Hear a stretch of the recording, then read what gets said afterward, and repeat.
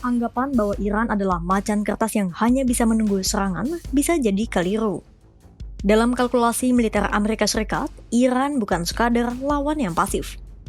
Sebaliknya, Iran punya kapasitas untuk melepaskan pukulan pertama yang mematikan, yang bahkan bisa membuat armada tercanggih Washington sekalipun tak berkutik.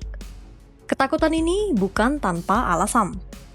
Kemampuan Iran telah diperhitungkan Amerika Serikat dalam simulasi perang kolosal pada 2002 bertajuk Millennium Challenge.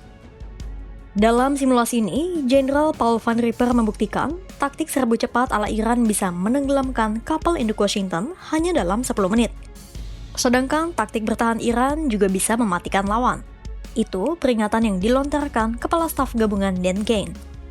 Kane memperingatkan menghadapi counterattack Iran akan memakan biaya yang sangat mahal. Bukan hanya soal terkurasnya amunisi, tapi juga mempertaruhkan banyak nyawa para tentara Amerika Serikat. Semematikan apa seni perang Iran ini?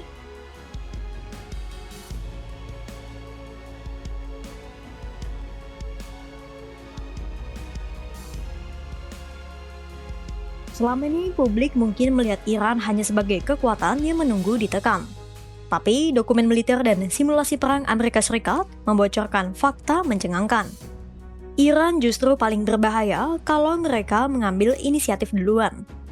Jenderal Paul Van Ripper telah membuktikannya lewat simulasi perang kolosal bertajuk Millennium Challenge tahun 2002. Simulasi itu melibatkan 13.000 pasukan dan membuat skenario bagaimana Amerika Serikat bertempur dengan Iran di Selat Hormuz. Amerika Serikat membagi dua tim, yakni pasukan biru yang diandaikan sebagai Amerika Serikat, dan pasukan merah yang diandaikan sebagai Iran. Ingat, pasukan biru adalah Amerika Serikat dan pasukan merah adalah Iran. Van Ripper bertugas untuk mengomandani pasukan merah dan bertindak seolah-olah ia adalah panglima tempur Iran. Van Ripper yang dikenal berpikir out of the box pun melakukan serangan pertama yang mendadak. Purnawirawan militer Amerika Serikat ini mendobrak anggapan Washington yang mengira Iran sudah pasti bertahan. Van Ripper tidak mengandaikan Iran hanya sebagai negara yang baru bertindak ketika disenggol, tapi sebagai pihak yang bisa mengambil inisiatif. Van Ripper mulai menyerang secara mendadak saat armada pasukan biru berada dalam jangkauan serangnya di pesisir Iran dan Selat Hormuz. Meniru asimetris Iran, ia menggunakan cara tradisional untuk mengordinasikan armadanya dengan mengirim pesan lewat kurir, sinyal sandi cahaya, dan berbagai cara senyap kuno ala Perang Dunia Pertama. Tak ada radio elektronik apapun yang digunakan oleh Van Ripper.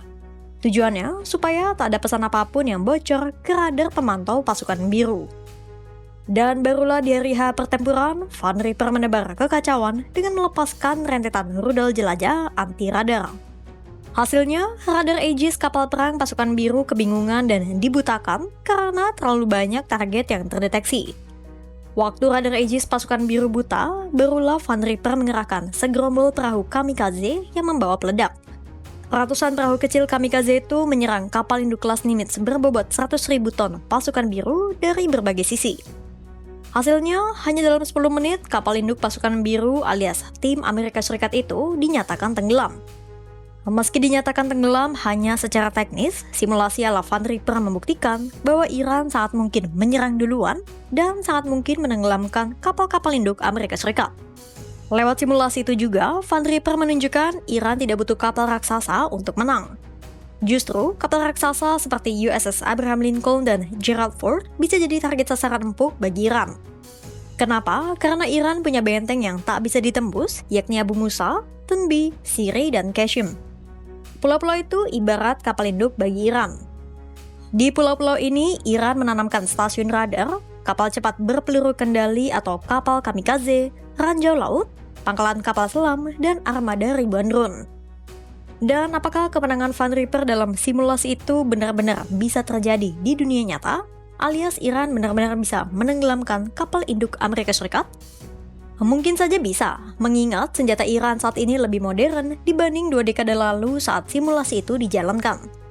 Karena kini Iran punya lebih banyak rudal dan drone berbagai varian.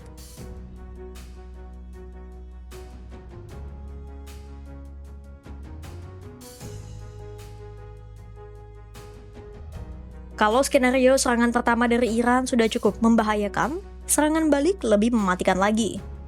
Karena target sasaran dalam serangan balik Iran bukan hanya Amerika Serikat, tapi juga seluruh negara di Timur Tengah yang menampung fasilitas militer Washington. Hanya dengan rudal jarak menengah, Iran bisa menjangkau seluruh pangkalan Amerika Serikat di Timur Tengah. Mulai dari pangkalan di Qatar, Bahrain, sampai Arab Saudi, dan lainnya. Belum lagi, Iran juga punya kemampuan untuk memanfaatkan rudalnya dengan baik. Iran telah mempelajari bahwa sistem pertahanan udara Amerika Serikat atau Israel punya celah juga. Celahnya dinamakan Fatal Gap atau momen saat sistem pertahanan udara mengisi ulang magasin. Cara Iran memanfaatkan Fatal Gap itu gini. Pertama, Iran akan meluncurkan segerombol rudal dan drone umpan untuk memantik sistem pertahanan udara Amerika Serikat atau Israel aktif. Nah, setelah menangkis segerombol serangan udara, sistem pertahanan udara Israel dan Amerika Serikat seperti David Sling, THAAD, atau Patriot itu butuh waktu untuk mengisi ulang magasin. Saat mengisi ulang itulah, Iran meluncurkan kembali rudal-rudalnya, dan boom, target terkunci.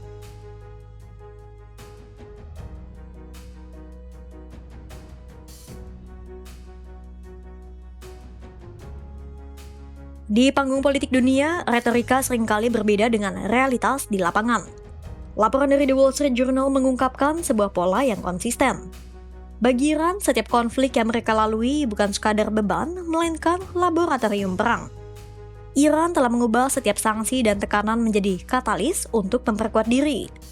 Kini, Iran dilaporkan tidak lagi sekadar menggertak, mereka sedang berada dalam fase aktif bersiap untuk perang total dengan Amerika Serikat. Kesiapan Iran ini mencakup pengerasan infrastruktur militer yang terkubur jauh di dalam pegunungan yang hampir mustahil ditembus oleh serangan udara konvensional. Iran belajar dari perang-perang di sekitarnya, mulai dari Irak, Suriah, hingga Ukraina, untuk menyempurnakan doktrin perang semesta yang memadukan milisi regional dengan teknologi rudal domestik. Sedangkan lawannya di sisi lain samudera, Washington tampak sedang berada dalam persimpangan yang penuh keraguan. Mengutip laporan The New York Times, ada sebuah anomali yang ditangkap oleh para analis politik. Di depan publik, Trump mungkin menunjukkan citra ketegasan.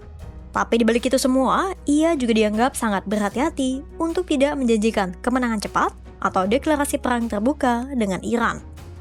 Dunia menanti dengan cemas apa yang sebenarnya ada di pikiran Trump. Tapi sampai kini, jawaban yang pasti belum juga muncul. Di balik layar pun, para jenderal dan kepala staf gabungan telah menyampaikan secara jujur kepada Trump, Iran bukanlah lawan yang mudah. Sebuah serangan ke Iran bukan lagi dianggap sebagai operasi bedah militer yang rapi, melainkan sebuah pertaruhan nyawa pasukan Amerika Serikat dalam skala yang masif. Kita melihat sebuah paradoks dalam kekuatan militer modern. Di satu sisi, Amerika Serikat memiliki supremasi teknologi yang tak tertandingi. Namun di sisi lain, Iran telah membuktikan bahwa kecerdikan asimetris bisa menjadi penawar bagi teknologi mahal tersebut.